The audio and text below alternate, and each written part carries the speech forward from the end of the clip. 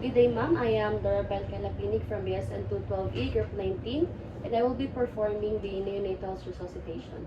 So first is to evaluate the newborn's transition to extrauterine life using the UPGAR score.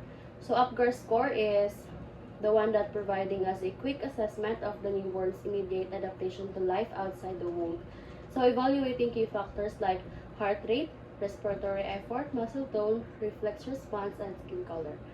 So second step is to check for responsiveness by tapping the shoulder, rubbing the soles, and calling out names loudly.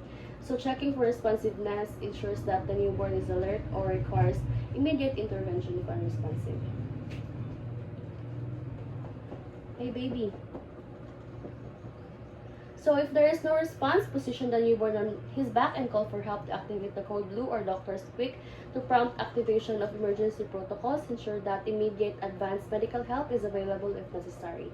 So next is we're gonna open the airway and suction if necessary. So we're gonna do a head tilt and chin lift, and after that is we're gonna insert now the suction because ensuring a clear airway is crucial for effective breathing and oxygenation in the newborn. So after that is we're now gonna do the next step for positive pressure ventilation (PPV) using a pediatric bag valve mask or BVM. It is initiated if the neonate is apneic and bradycardic. So PPV restores the oxygenation and supports the breathing in a newborn who is not breathing or has a low heart rate. So we're gonna attach the BVM to oxygen cylinder with 100% oxygen to provide the newborn with oxygen-rich air for effective ventilation. So we're gonna cover the entire mouth and the nose with the BVM, so ensures the proper sealing and effective ventilation. After this is we're now gonna allow 30 seconds of ventilation or 40 to 60 breaths per minute, correct timing and respiratory rate, optimized oxygen use during resuscitation.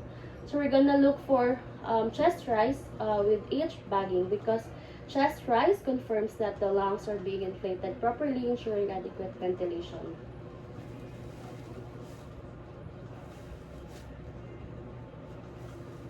After that is we're gonna have someone attach a cardiac monitor and pulse oximeter. So continuous monitoring of heart rate and oxygen levels is essential for evaluating the newborn's response to the resuscitation efforts and guiding further treatment. Next is we're gonna do a gentle compression if the heart rate is still below 60 after the 30 seconds of PPV. So chest compressions are required to improve circulation and increase heart rate when PPV alone doesn't restore the normal heart function. So there are two methods that we can do. We're gonna use 2 to 3 finger or 2 thumb technique when doing compression. Both techniques are effective for providing adequate compressions in newborns, ensuring that we are using the correct force and depth.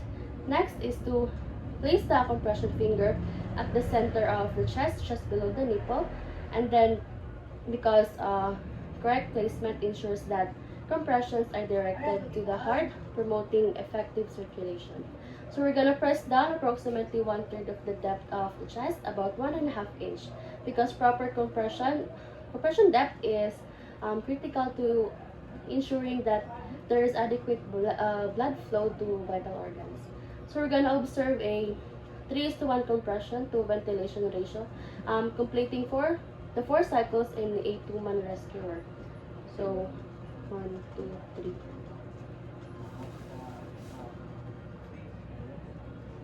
1, 2, 3.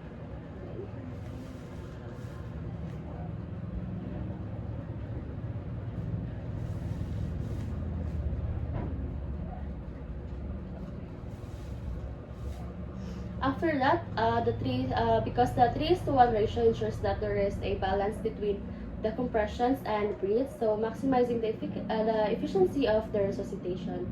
Next is we're gonna evaluate the heart rate after 4 cycles. So reevaluating the heart rate helps determine if the newborn's condition is improving or if more advanced interventions are required. So if the heart rate is still at below 60, we're gonna continue the chest compression and assist in intubation and giving meds, because continuing these interventions ensures adequate oxygenation and circulation, addressing severe bradycardia. So if the heart rate is more than 100 beats per minute, we're gonna proceed now to the next step, which is the post-resuscitation, post-resuscitative care. So post-resuscitation care ensures stabilization and addresses any of the ongoing medical needs and support the newborn's recovery and further prevent complications. For the last step is we're now going to document the time, procedure, assessment, and responses to the treatment, because accurate documentation is essential for tracking the newborn's care, ensuring the continuity of treatment, and providing a legal record of medical interventions performed. That would be all. Thank you. That was